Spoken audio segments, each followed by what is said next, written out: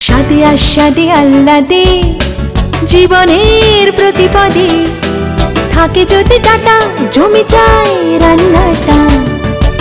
আপনার বাড়ির রান্নাটা কি সব সময় স্বাদে আস্বাদে ভরে থাকে? তাহলে ডাকুন ডাটার রান্নাঘরের টিমকে। থাকুন না যে কোনো জেলায়, আমরা হাজির হয়ে যাব আপনার দোরগোড়ায়। আমাদের হোয়াটসঅ্যাপ নাম্বার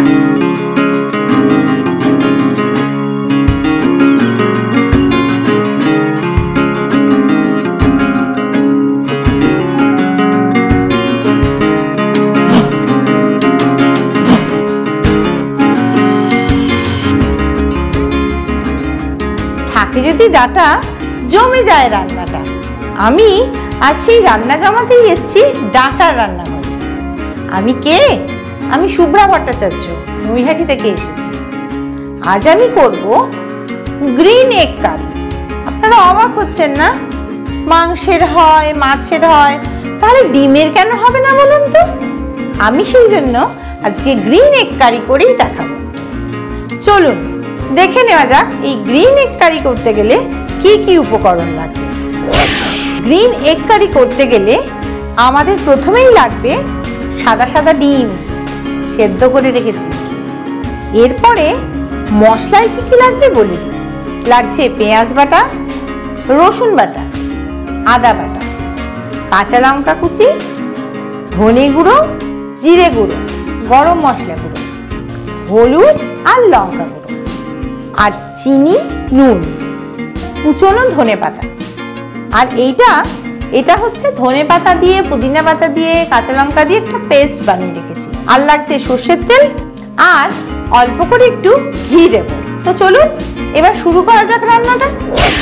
প্রথমেই আমি ডিমগুলোকে দু আধখানা করে একটু নুন আর লঙ্কা গুঁড়ো দিয়ে হালকা হাতে ভেজে নেব।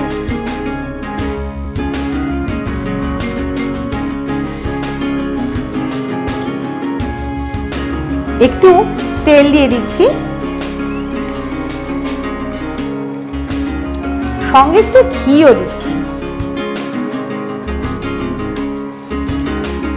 ডিমের মধ্যে একটু নুন আর একটু লঙ্কার গুঁড়ো দিচ্ছি।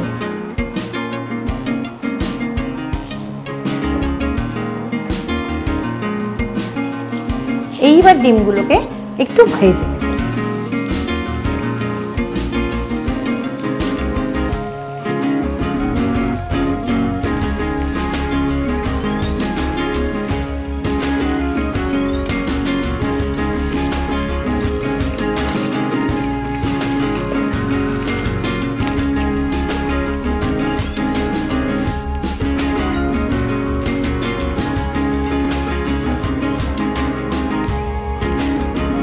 এবার আমার ডিমগুলো ভাজা হয়ে গেছে, আমি ডিমগুলো তুলে নিচ্ছি।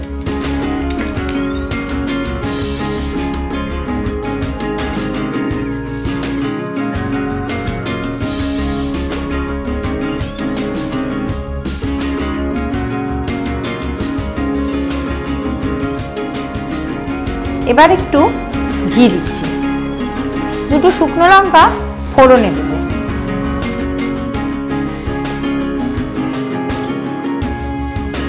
পেঁয়াজ কুচিটা দিয়ে দিচ্ছি।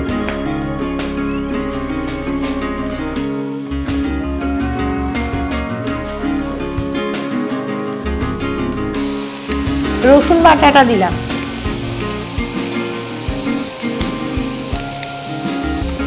এক চামচ আদা কুচি। এবার এগুলোকে একটু বাদামি করে ভাজতে হবে। এটা একটু বাদামি করে ভেজে আমি আবার ফিরে আসছি। এখন পেস্টটা বেশ বাদামি হয়ে গেছে। এবার একে একে আমি এতে মশলা দিয়ে দেবো। আপনারা তো জানেন রান্নাঘরে যদি ডাটার মশলা না থাকে রান্নাটা কি করে জমে। তো এবারে একে একে সব ডাটার মশলাগুলো দিয়ে দিই আমি। হ্যাঁ, প্রথমেই দিচ্ছি ডাটা জিরে গুঁড়ো, এরপরে দিচ্ছি ডাটা ধনে গুঁড়ো, এবার দিচ্ছি হলুদ গুঁড়ো, খুব অল্প দেব, যদিও সবুজ রান্না এতে হলুদ না দিলেও চলে, এটা অপশনাল, আপনারা দিতেও পারেন নাও দিতে পারেন।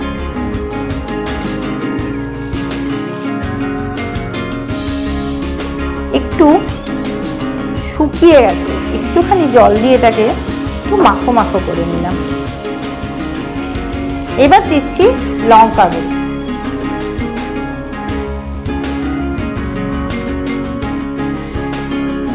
এখনো তো আসল জিনিসটাই দেওয়া হয়নি, নুন দিইনি। তো এবারে একটু নুন দিয়ে নিই।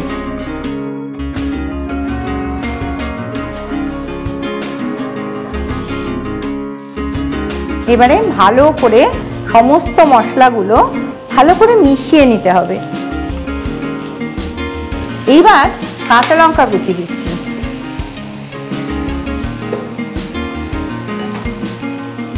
লঙ্কা কুচিটা আপনারা আপনাদের স্বাদ মতন দেবেন। কেউ কেউ অনেক বেশি ঝাল খায়, অনেক বেশি লঙ্কা দেবেন। এইবারে আমি তো এই যে সবুজ পেস্টটা বানিয়ে রেখেছিলাম, এই পেস্টটা পুরোটা দিয়ে দেবো এবং তার সঙ্গে সঙ্গেই আমরা ডিমগুলো দিয়ে দেবো। আস্তে আস্তে ডিমের সঙ্গে এই পেস্টটা মিশে একটা সবুজ রঙের গ্রিন এগ হয়ে যাবে।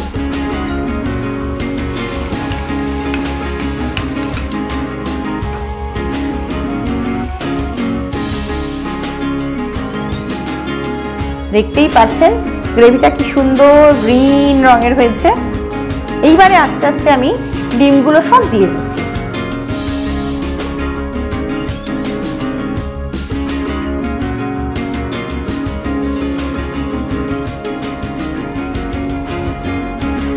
এবার হালকা হাতে একটু নেড়ে চেড়ে নিতে হবে যাতে এই গ্রিন পেস্টটা ডিমের সঙ্গে ভালো করে মিশে যায়, তা না হলে ডিমের মধ্যে এই টেস্টটা আসবে না।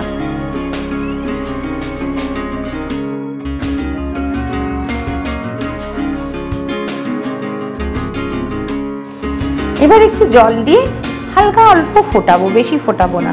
ডিমও সেদ্ধ হয়ে গেছে, কারিটাও সেদ্ধ হয়ে গেছে। এইবার শুধু এদেরকে একটু ভেতরে মশলাটা ঢোকা নিয়ে কথা। ব্যাস, এর উপরে ধনেপাতা ছড়িয়ে দিয়ে গরম মশলা দিয়ে আপনার গ্রিন এগ কারি রেডি। এইবার শুধু পরোটা বা লুচির সাথে খাওয়ার অপেক্ষায় রইল। তাহলে একদম পুরো রেডি, দেখুন গ্রিন এগ কারি। এবার এটাকে সার্ভিং ডিশে ঢালবো, গার্নিশ করব আর আপনাদের দেব।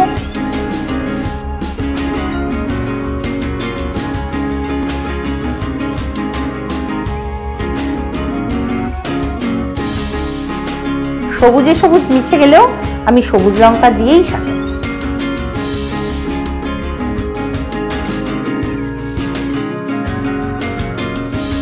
নিন, এই রেডি গ্রিন এগ কারি। আমার তো মনে হয় এটা আপনারা আজকেই বানাবেন। কেমন লাগলো আমাকে বলবেন, আর ভালো লাগলে একটা লাইক দেবেন আর অন্যদেরকে শেয়ার করে দেবেন যাতে তারাও এই ভালো রান্নাটা খেতে পারে। আর এরপর যদি খুব ভালো লাগে এই রান্নাটা, তাহলে আমাদের চ্যানেলটাকে সাবস্ক্রাইব করে দেবেন। আর আপনিও যদি এইখানে এসে আমার মতো রান্না করতে চান, নিচে যে নম্বরটা আছে ওখানে ফোন করুন।